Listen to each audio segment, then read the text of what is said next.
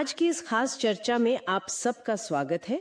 आज हम श्री अरविंद की जो महान कृति है सावित्री, उसके एक बहुत कह सकते हैं गहरे हिस्से में उतर रहे हैं। ये पंक्तियां हैं पुस्तक 10 सर्ग 4 से। शीर्षक है पृथ्वी की यथार्थ की स्वप्निल सांध्य बेला, मतलब the dream Twilight of the earthly real. और हम खास तौर पर श्लोक 146.00 से 146.42 पर बात करेंगे। ये पृष्ठ 654 से 659 पर मिलेंगे। यहाँ पर हमें सावित्री और मृत्यु के बीच एक बहुत ही असाधारण संवाद मिलता है। ये सिर्फ कहानी नहीं है, बल्कि सत्य, नियम, द्वंद्व और ईश्वर की प्रकृति पर एक दार्शनिक बहस है। हाँ, बिल्कुल सही कहा। ये हिस्सा श्री अरबिंदो और माँ की जो शिक्षाएं हैं उनके बिल्कुल केंद्र में जाता है। बहुत गहरे सत्य यहाँ खुलते हैं। एक तरफ मृत्यु है, ईश्वर की छाया, और दूसरी तरफ सावित्री जो सत्य का ही रूप है। दोनों अपने अपने तरीके से रियलिटी को पेश करते हैं। तो चलिए इस संवाद में उतरते हैं। हमारा मकसद यही है कि मृत्यु के तर्क और सावित्री के ज्ञान से हम समय, द्वंद्व और ईश्वर के काम करने के तरीकों को अलग अलग नजरियों से समझें। चलिए शुरू करते हैं। बात शुरू होती है मृत्यु के बड़े ही कह सकते हैं सख्त इनकार से।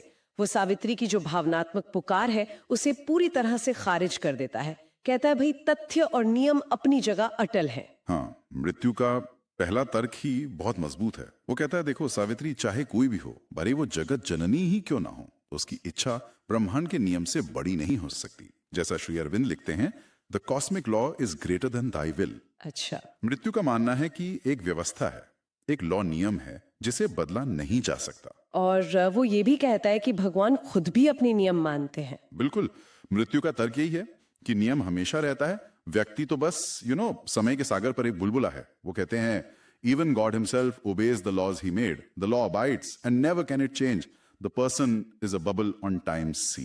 ये नजरिया व्यक्ति की इच्छा को बहुत छोटा दिखाता है। और फिर वो सत्य पर ही सवाल उठाता है जो सावित्री लेकर आई है। पूछता है कि भाई इस दुनिया में जहां मन इतने अंदाजे लगाता है, सच है क्या? मिलेगा कैसे? हाँ, वो सत्य की खोज की मुश्किल पर जोर देता है।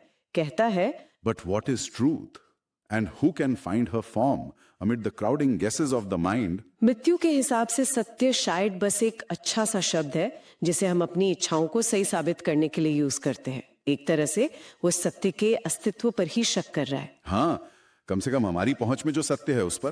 फिर वो दुनिया को देखता है कि वो तो ईश्वर के हाँ और ना के बीच झूल रही है। हाँ और ना, इसका क्या मतलब हुआ? मतलब ये कि दुनिया विरोधाभासों से भरी है। दो विपरीत ताकतें हैं, दोनों असली हैं पर एक दूसरे के लिए झूठी भी।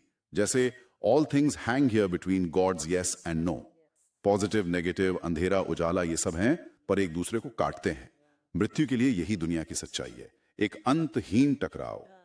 तो उसके लिए कुछ भी पक्का या पूरा सच नहीं है, सब खत्म हो जाता है। बिल्कुल। वो कहता है all in this world is true yet all is false. सही। सब सच, सब झूठ भी। विचार, कर्म, सब आखिर में शून्य। ये काफी निराशावादी नजरिया है। और इंसान के बारे में क्या कहता है? वो पशु और देवता का मिक्सचर है। हाँ, मृत्यु इंसान की इसी मुश्किल को पकड़ता है। Thus man at once is animal and God, a disparate enigma of God's mate. इंसान में ऊपर उठने की इच्छा तो है, पर वो अपनी जानवर वाली आदतों और दुनिया की मजबूरियों में फंसा है। न पूरा जानवर, न पूरा देवता, बीच में अटका हुआ। यहां तक कि वो तर्क, रीजन, उस पे भी सवाल उठाता है। जी हाँ, वो कहता है कि तर्क भी आखिर में शक की एक पतली सी पटरी पर ही खड़ा है। But reason is poised above a dim abyss and stands at last upon a plank of doubt. अगर हमारा तर्क ही शक पर टिका है तो हम असली सच तक कैसे पहुंचेंगे? इसीलिए मृत्यु का निष्कर्ष है eternal truth lives not with mortal man. शाश्वत सत्य हम इंसानों के बस का नहीं। ये तो बड़े मजबूत तर्क है। और फिर वो सावित्री को सीधी चुनौती देता है ना? हाँ, वो कहता है कि अगर सच तुम्हारे दिल में नहीं तो मुझे उसका जीता जागता रूप दिखाओ। अगर दिखा सको तो मैं भी मान जाऊंगा और सत्यवान को लौटा दूंगा। पर तुरंत ही वो अपनी सबसे कठोर आखिरी बात कहता है। और वो क्या है? यहाँ कुछ दिलचस्प मोड़ आता है। मृत्यु कहता है देखो, यहाँ बहस की कोई जगह नहीं, यहाँ सिर्फ तथ्य है, कठोर नियम, और सबसे बड़ा तथ्य यह है कि सत्यवान मर चुका है। This truth I know that Satyavan is dead. वो साफ कहता है कि कोई जादुई सच या ताकत मरे हुए को वापस नहीं ला सकती। No magic truth can bring the dead to life. ये हकीकत है, इसे बदला नहीं जा सकता। तो मृत्यु का आखिरी पैगाम यही है कि भाई सच्चाई को मानो और आगे बढ़ो। हाँ, वो कहता है leave then thy dead O Savitri and live. अपने मुर्दे को छोड़ो और जियो, क्योंकि सिर्फ जिंदगी ही इस खालीपन को भर सकती है। तो यह है मृत्यु का नजरिया, कठोर, नियमों पर टिका, बदलाव को ना मानने वाला और सता के सच को ही सब कुछ मानने वाला। अब आता है सावित्री का जवाब, और जैसे ही वो बोलना शुरू करती हैं कुछ बदलता है। हाँ, श्री अरविंद लिखते हैं कि जैसे ही सावित्री बोलती हैं उनका जो इंसानी रूप है वो पीछे हट जाता है, उनका दिव्य रूप सामने आने लगता है। आंखों में देवी की चमक, चेहरे पर स्वर्ग का नूर, ये दिखाता है कि अब जो बात होगी वो इंसानी तर्क से ऊपर किसी ऊंचे सत्य से आएगी।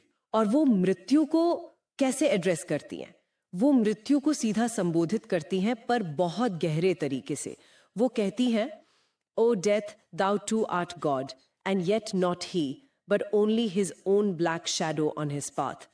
मतलब, हे मृत्यु, तुम भी ईश्वर हो, पर वो खुद नहीं। तुम सिर्फ उसके रास्ते पर उसकी अपनी काली छाया हो। ये तब दिखती है जब ईश्वर रात यानी अज्ञान को छोड़कर ऊपर उठते हैं। अरे वाह, ये तो बहुत जरूरी बात है। वो मृत्यु को भगवान का हिस्सा मान रही हैं, पर एक नेगेटिव, एक शैडो की तरह। बिल्कुल, वो मृत्यु को ईश्वर की बेहोशी का अंधेरा सिर और अज्ञान का प्रतीक बताती हैं। ये ईश्वर के अपने ही उजाले की कमी है, उसकी अपनी ही शक्ति का एक, कह सकते हैं, उल्टा पहलू है। और फिर वो द्वंद्व और विरोधाभास पर आती हैं, जो मुद्दा मृत्यु ने उठाया था। यहाँ सावित्री का नजरिया कैसे अलग है? यही सावित्री का ज्ञान चमकता है। वो कहती हैं कि जितने भी विरोधी तत्व हैं वो असल में ईश्वर के ही चेहरे के अलग अलग पहलू हैं। All contraries are aspects of God's face। जहां मृत्यु द्वंद्व को आखिरी सच मानता है, सावित्री उसे एक बड़े सच के अंदर देखती हैं। ये समझना थोड़ा मुश्किल है।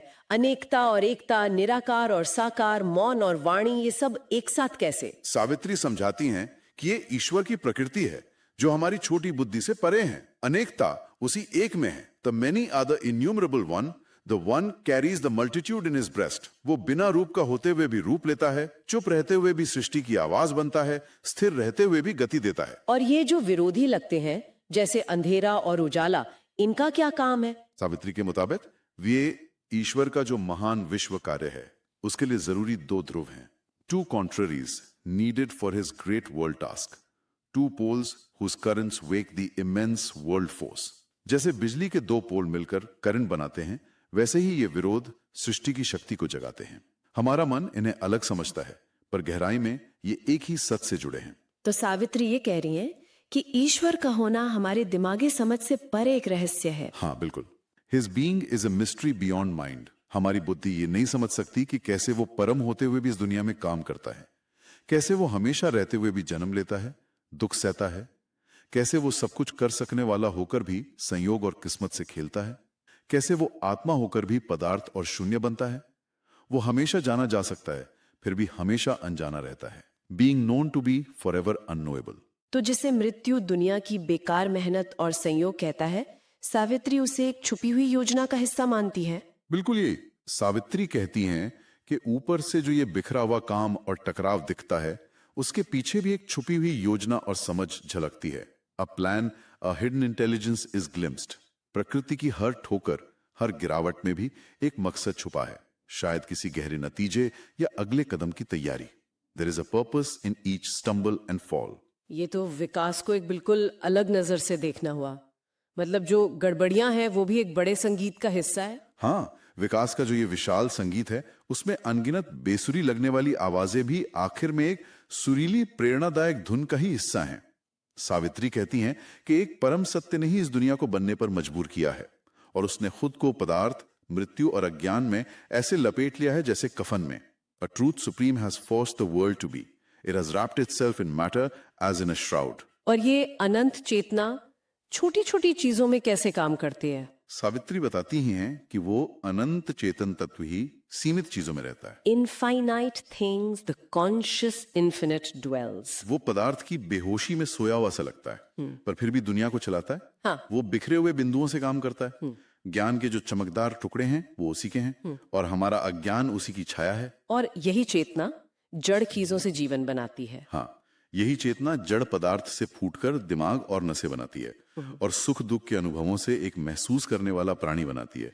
कभी कभी लगता है कि जीवन की चोटों के बाद आत्मा शरीर छोड़ देती है, हाँ, जैसे कोई बिन बुलाया मेहमान। लेकिन असलियत कुछ और है। असलियत यह है, जैसा सावित्री बताती हैं, कि आत्मा अपने शरीर रूपी घर के अंदर चुपचाप बढ़ती रहती है। But the soul grows concealed within its house. वही शरीर को ताकत और चमक देती है।